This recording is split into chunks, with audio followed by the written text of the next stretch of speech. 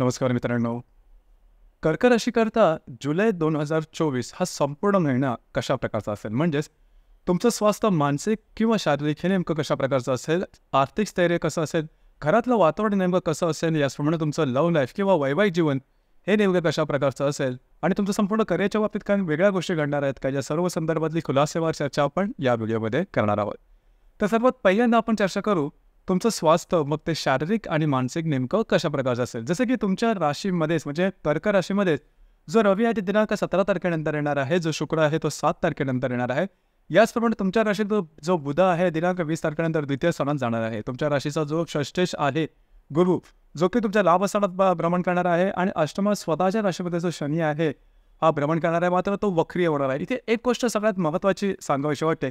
या महिन्यामध्ये तुम्ही बऱ्याच प्रमाणात ॲक्टिव्ह असणार आहात, बऱ्याच प्रमाणात स्वतःकडे जास्त लक्ष देणार आहात.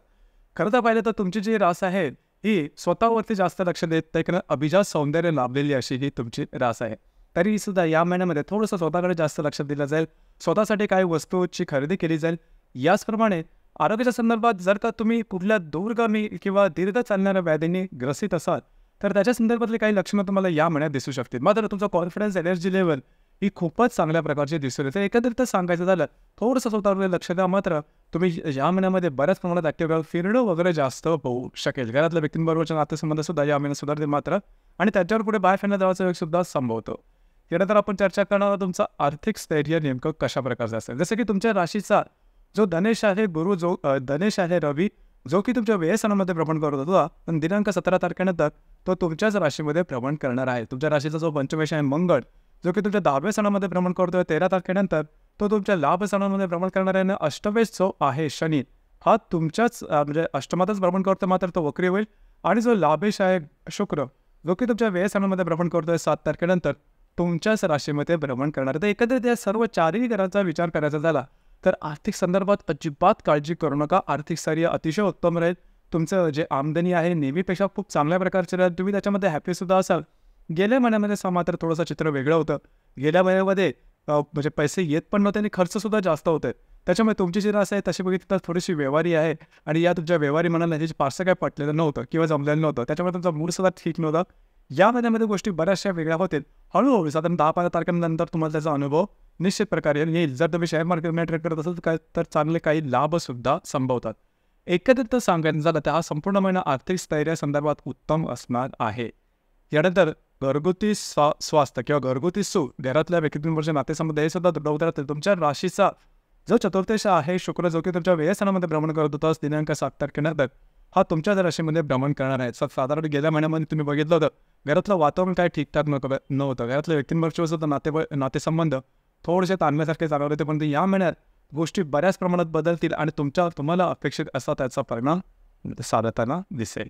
यानंतर लव्ह लाईफबद्दल सांगायचं झालं तर तुमच्या राशीचा जो पंचमेश आहे मंगळ, जो की तुमच्या दशमात भ्रमण करतोय दिनांक 13 तारखेनंतर तुमच्या लाभ स्थानामध्ये भ्रमण करतोय, आणि लाभातल्या गुरुची तुमच्या पंचम स्थानावरती दृष्टीसुद्धा आहे.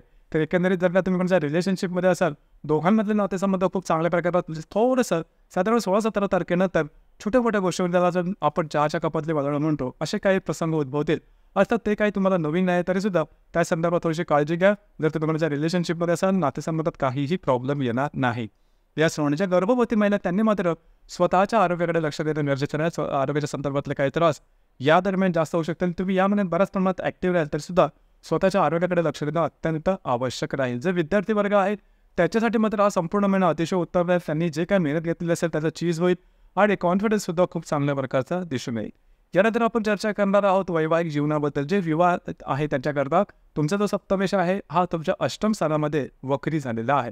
तर वैवाहिक जोडीदाराच्या नातेसंबंध थोड्याफार प्रमाणात ताणले जातात, परंतु काळजी करू नका. तुमच्या लाभातला जो गुरु आहे तो नवम दृष्टीने तुमच्या सप्तम स्थानाला पाहतोय, त्याच्यामुळे फारसे काही त्रास किंवा ताणतणाव होणार नाहीत. तू ज्याला आपण म्हणतो अशा प्रकारचे काही अनुभव येऊ शकतील. यासोबत जे विवाहच्छुक मंडळी आहेत, म्हणजे ज्यांना विवाह करायचे आहेत अशा तरुणीसाठी हा जो संपूर्ण महिना आहे हा अतिशय शुभफलदायी असाच असणार आहे. कार्यक्षेत्राच्या संदर्भात सांगायचं झालं तर तुमच्या राशीचा जो दशमेश किंवा कर्मेश जो आहे मंगळ, हा तुमच्या लाभ स्थानामध्ये भ्रमण करणार आहे दिनांक 13 तारखेनंतर. तर त्या संदर्भात सुद्धा काळजी करू नका. जे तुमचं कार्यक्षेत्र असेल त्या संदर्भातले नवनवीन काही गोष्टी तुमच्या समोर येऊ शकतील, आणि कार्यक्षेत्राबद्दल चिंता बाळगण्याची अजिबात काळजी करू नका. उत्तम अशा प्रकारचं राहील. एकंदरीत सांगायचं झालं तर या संपूर्ण महिना जो आहे हा तुमच्यासाठी शुभ फलदायी असाच असणार आहे. काळजी करू नका, फारसं काय प्रॉब्लेम म्हणजे गेल्या महिन्याचे जून महिन्याची जर का तुलना केली तर अतिशय उत्तम असं असणार आहे. खास करून आर्थिक स्थैर्य तुम्हाला या महिन्यामध्ये चांगल्या प्रकारचं राहणार आहे. थोडंसं 10 ते 12 तारखेपर्यंत वाढ बघायची आहे. त्यानंतर हळूहळू तुम्हाला होणारे जे बदल आहेत त्याचे जे अनुभव आहेत तुम्हाला दिसू लागते. यानंतर आपण चर्चा करून ग्रहयोगाबद्दल त्याचे प्रभाव परिणाम साधारणतः कशा प्रकारे तुम्हाला मिळू शकतील. तर साधारणतः दिनांक 2 तारखेला बुध आणि नेपच्यूनचा त्रिकोण योग होणार आहे. बुध जो की तुमच्याच राशीमध्ये भ्रमण करेल, जो नेपच्यून तुमच्या भाग्यस्थानामध्ये भ्रमण करतोय. दोघांचा त्रिकोण योग अतिशय शुभ फलदायी असणार आहे. तुमचं फिरणं वगैरे जास्त होईल. कागदोपत्री व्यवहार, कमिटमेंट, प्रॉमिसेस या संदर्भातली महत्त्वपूर्ण कामं करू शकता. सगळ्यात महत्त्वाचं म्हणजे तुम्हाला काही चांगल्या इंट्युशन्स अंतःप्रेरणा या दरम्यान येऊ शकतील, ज्या की पॉझिटिव्ह असतील. यानंतर आपण चर्चा करणार आहोत दिनांक 3 तारखेला शुक्र आणि शनीचा त्रिकोण योग होणार आहे. शनी जो तुमच्या अष्टम स्थानात भ्रमण करतोय वक्री, आणि जो शुक्र तुमच्या व्ययस्थानामध्ये भ्रमण करतोय. दोघांचा त्रिकोण योग होणार आहे. शुभफलदायी अशा प्रकारचा योग आहे. घरातल्या व्यक्तींबरोबर कुठे बाहेर राहिला जाण्याचा योग संभवत आहे, त्याचमुळे त्यांच्यावर तुमचा चांगला वेळसुद्धा तुम्ही स्पेंड करू शकाल. याचप्रमाणे दिनांक 11 तारखेला रवी आणि शनीचा त्रिकोण योग होणार आहे आणि शुक्र आणि नेपच्यूनचा केंद्र योग सुद्धा होणार आहे. रवी शनीचा त्रिकोण योग असं पाहिलं तर जरी त्रिकोण योग शुभफलदायी असला तरी इथे शत्रू करायचा आणि त्रिकोण योग हा तुमचा व्यय आणि अष्टम स्थानामधून होणार आहे. त्याच्यामुळे फारसं काय मोठे तुम्हाला त्याचे लाभ किंवा सकारात्मकता मिळतील असं काही नाही. मात्र छोटे मोठे अनपेक्षित काही लाभ मिळू शकतो. मात्र शुक्र नेपच्यूनचा जो त्रिकोण योग तुमच्याच राशीतून आणि चतुर्थातून होतोय तो तुमच्याकडे अतिशय चांगला राहील. काही चांगले इंट्युशन्स वगैरे शकतील. घराच्या संदर्भातल्या काही महत्त्वपूर्ण घटना घडामोडी करू शकतील. तुमचे जे मित्र परिवार आहे त्याच्यावर सुद्धा त्यांच्याकडून तुम्हाला काही चांगले लाभ मिळू शकतील किंवा चांगले सल्ले वगैरे मिळू शकतील. या त्यामुळे तुम्हाला काही अनपेक्षित लाभ वगैरे मिळण्याची शक्यता सुद्धा बऱ्याच प्रमाणात आहे. शुक्र नेपच्यूनचा जो त्रिकोण योग आहे अतिशय शुभफलदायी राहील. ज्या कर्क राशीच्या व्यक्तीला स्वतःचं घर वास्तू घ्यायचं असेल त्यांच्यासाठी काही चांगल्या ऑपॉर्च्युनिटी या दरम्यान निश्चित मिळतील. याचप्रमाणे दिनांक 15 तारखेला मंगळ आणि हर्षाची युती होणार आहे तुमच्या लाभस्थानामध्ये. ही युती थोडीशी महत्त्वपूर्ण आहे. तुमचे जे मित्रपरिवार असतील त्यांच्यावर वादविवादाचे प्रसंग निर्माण होतील. या दरम्यान कुठल्याही प्रकारचे महत्त्वपूर्ण निर्णय अजिबात म्हणजे तुमच्या फायनान्सच्या संदर्भात अजिबात घेऊ नका. याचप्रमाणे कागदोपत्री व्यवहारापासून सुद्धा थोडंसं लांब राहणं गरजेचं. खास करून फायनान्स किंवा आर्थिक देवघेव या दरम्यान काळजीपूर्वक करणं गरजेचं राहील.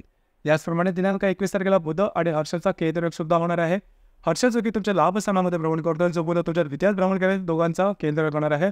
आर्थिक संदर्भात थोडीशी काळजी घेणं गरजेचं आहे. खर्च थोडेसे जास्त होतील आणि काही आर्थिक तुमची जे गुंतवणूक आहे ती चुकण्याची शक्यता आहे. तर या दरम्यान त्या संदर्भातला काही विचार करू नका. याचप्रमाणे दिनांक 22 तारखेला रवी आणि नेपच्यूनचा त्रिकोण योग सुद्धा होणार. अतिशय उत्तम अशा प्रकारचा योग आहे. रवी जो की तुमच्याच राशीमध्ये भ्रमण करेल आणि जो नेपच्यून तुमच्या भाग्यस्थानामध्ये भ्रमण करतोय, दोघांचा त्रिकोण अतिशय उत्तम आहे. चांगले इंट्युशन्स येतील. तुमचा कॉन्फिडन्स, एनर्जी लेवल खूप चांगल्या प्रकारचे दिसून येईल. काही नवीन काही करून दाखवण्याची उमेद तुमच्यामध्ये जागेल.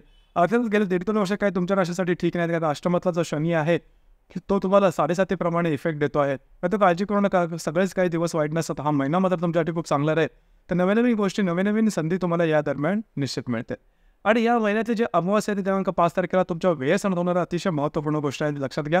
व्ययातली अमावास्या ही तसे वेळात अशुभ फलदायी असते. या दरम्यान कुठल्याही प्रकारचे निर्णय कुठल्याही क्षेत्रातले किंवा असं का परंतु घेऊ नका. छोटे किंवा मोठे असले तरी रिस्क घेणं हा गोष्ट टाळा. त्याचप्रमाणे वैवाहिक घेऊन जोडीदाराच्या आरोग्याकडे सुद्धा या दरम्यान लक्ष देणं अतिशय आवश्यक राहील. या महिन्याची जी पौर्णिमा आहे ती गुरुपौर्णिमा आहे आणि दिनांक 21 तारखेला होणार आहे. तर एकत्रित सांगायचं झालं तर हा जो महिना हा बऱ्याच प्रमाणात तुम्हाला अपेक्षित असा जाणार आहे. त्याचा संपूर्णपणे लाभ घ्या. तर मित्रांनो, हे होतं कर्क राशीचं जुलै 2024 करताचं संपूर्ण राशीफळ. आपल्याला राशीफळ कसं वाटलं, आपण त्याचा अनुभव कशा प्रकारे घेतला, नक्की कळवा. धन्यवाद.